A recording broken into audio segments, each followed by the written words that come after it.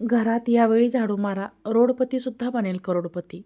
ओम नमो नारायण. मित्रांनो, हिंदू धर्मशास्त्रात झाडूचं मोठं महात्म्य आहे. असे म्हणतात की झाडू म्हणजे प्रत्यक्ष माता लक्ष्मीचंच रूप आहे आणि म्हणूनच या विशिष्ट वेळी जर आपण आपल्या घराची साफसफाई केली, आपल्या घरामध्ये जर झाडू मारला, तर त्यामुळे माता लक्ष्मी प्रसन्न होते. माता लक्ष्मीचा स्थायी वास आपल्या घरामध्ये निर्माण होतो आणि त्या घरातील व्यक्तीला सर्व प्रकारचे सुख, ऐश्वर्य, धन, दौलत इत्यादींची प्राप्ती होते.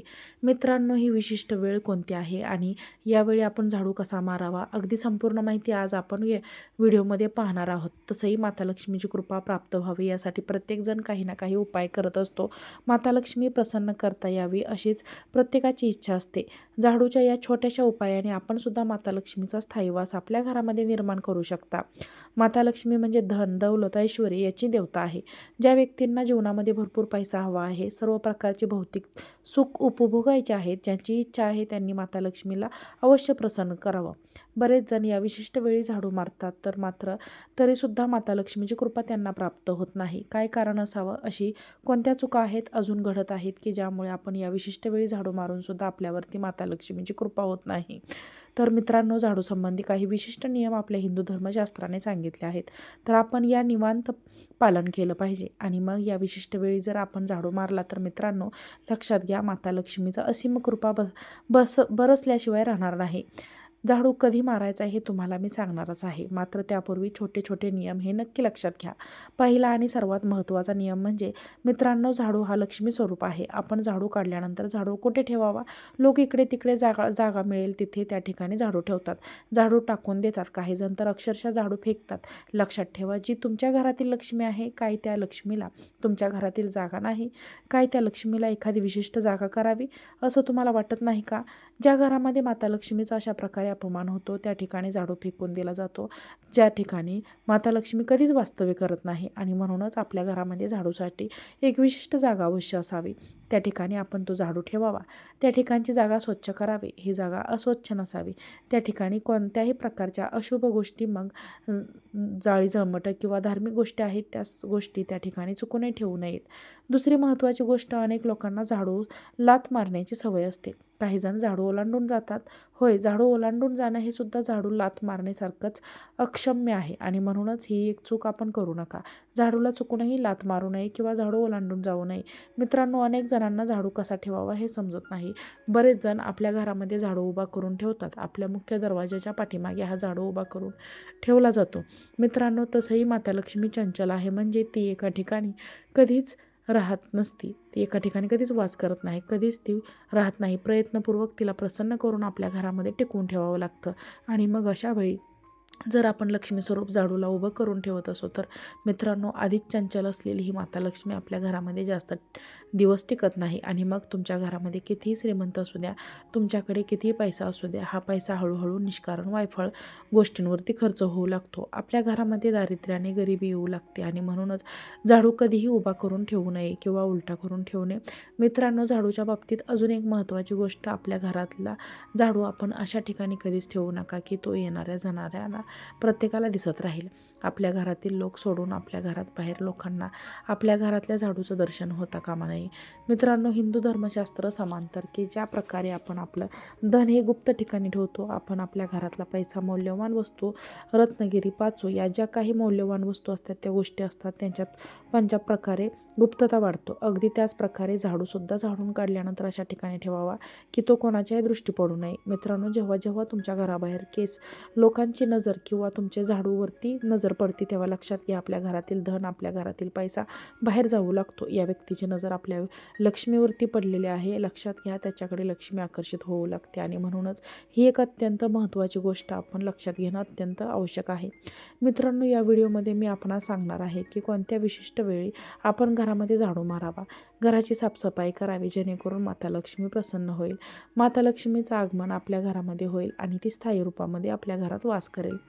होय, स्थायी रूपात बऱ्याचदा काय होतं, माता लक्ष्मीचं आमंत्रण आमंत्रण होतं, मात्र काही दिवसातच माता लक्ष्मी निघून जाते. म्हणजे तुमच्याकडे भरपूर पैसा येतो, भरपूर धन येते, तुमचा एखादा उद्योग व्यवसाय प्रचंड थंड गतीने काम करू लागतो, त्यातून भयंकर नफासुद्धा होतो. मात्र काही दिवसातच पुन्हा एकदा पहिल्यासारखी स्थिती निर्माण होते. आलेला पैसा निघून जातो. याचं कारण म्हणजे माता लक्ष्मी आपल्या घरामध्ये स्थिर राहत नाही. तर मित्रांनो, आजचा हा उपाय केल्यानंतर माता लक्ष्मी आपल्या घरामध्ये कायमचं तिच्या आपल्या घरामध्ये वास राहील. यासाठीच हे महत्त्वाचे नियम मी तुम्हाला सांगत आहे. केवळ हा उपाय केल्याने भागणार नाही, तर या नियमांचे सुद्धा काटेकोरपणे पालन हे आपल्याकडून अत्यंत आवश्यक आहे. मित्रांनो, एक वेळ अत्यंत शुभ आहे झाडू मारण्यासाठी. लक्षात घ्या, जेव्हा सूर्यास्त होईल म्हणजे सूर्य मावळेल त्यावेळी आपण आपल्या घरामध्ये किंवा आपल्या अंगणामध्ये चुकूनही झाडू मारू नका, झाडून काढू नका. कारण यावेळी काढलेलं झाडून यावेळी मारलेला झाडू हा आपल्या घरामध्ये अनेक प्रकारच्या नकारात्मक शक्तींना प्रवेश देतो.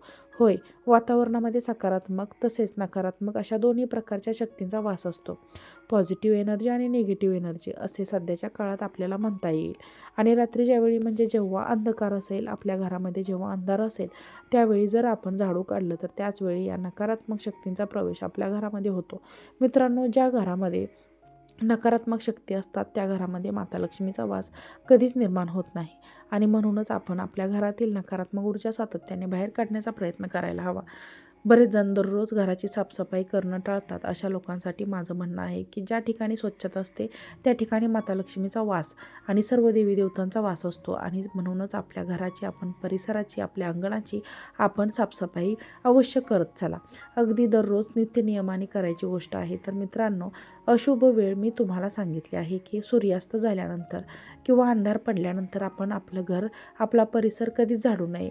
ही गोष्ट कायम लक्षात ठेवा. मित्रांनो, झाडूच्या बाबतीतला पुढचा नियम अत्यंत महत्त्वाचा आहे. बरेच जण आपला झाडू हा छतावर ठेवतात, बाल्कनीमध्ये ठेवतात किंवा घराच्या बाहेर ठेवतात.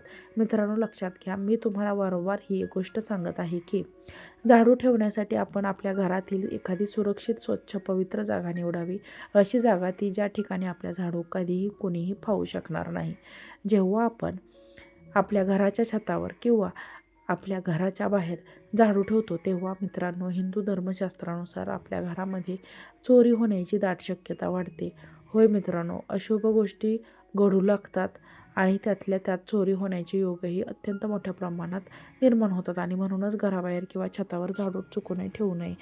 मित्रांनो, पुढचा नियम म्हणजे बरेच जण झाडू जुना झाल्यानंतर किंवा खराब झाल्यानंतर तो जाळतात. लक्षात घ्या, झाडू कधी जाळू नये. हे तुम्ही जुन्या झालेल्या नोटा, जुनी झालेली नाणी किंवा जुने झालेले जे अलंकार दागिने आहेत काय ते तुम्ही जाळता का? नाही ना. मग मित्रांनो, झाडू कशाला जाळायचा? झाडूसुद्धा माता लक्ष्मीचं रूप आहे, आपल्या घरातली ती लक्ष्मी आहे. आणि म्हणूनच अशा प्रकारे जो कोणी झाडू जाळतो त्याच्या पाठीमागे दुर्भाग्याचा फेरा निर्माण होतो. झाडू जाळणे हा प्रत्यक्ष माता लक्ष्मीचा अपमान मानला जातो आणि त्या घराकडे माता लक्ष्मी पुन्हा कधीच फिरकत नाही.